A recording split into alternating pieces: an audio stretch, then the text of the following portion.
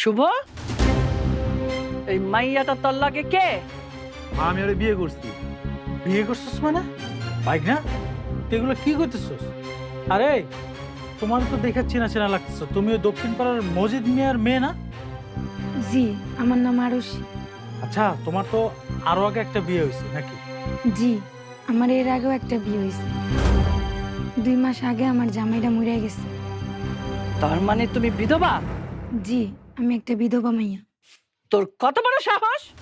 একটা বিধবা মেয়ে হয়ে তুই আমার বাড়ির বউ হয়ে আমার সামনে দাঁড়ায় রেছিস? মা তুমি এগুলো কি বলতেছো?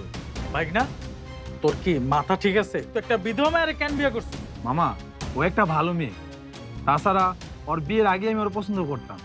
শুভ, তুই একটা বিধবা মেয়েরে বিয়ে করে অন্যায় করছস। আমি এই সমাজে কিভাবে মানুষের মুখ দেখাবো যে তুই একটা বিধবা মেয়ে বিয়ে করে নিয়ে আইছস? হ্যাঁ, আমার মান সম্মান রইলো? শুভ, সমাজের মানুষ জানাজানির আগে তুই এক্ষুনি এই মেয়েটাকে বের করে দে বাড়ি থেকে।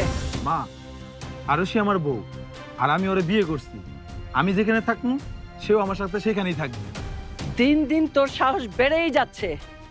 তোকে একটা সিদ্ধান্ত এখন নিতেই হবে। তুই যদি এই বাড়িতে থাকিস তাহলে এই মেয়েটাকে এক্ষুনি বের করে দিতে হবে। এই মেয়েটাকে নিয়ে তোকে আমি এই বাড়িতে থাকতে দিব না। এখন তুই সিদ্ধান্ত নে, কি করবি? এই মেয়েটাকে ছাড়া থাকবি নাকি তুই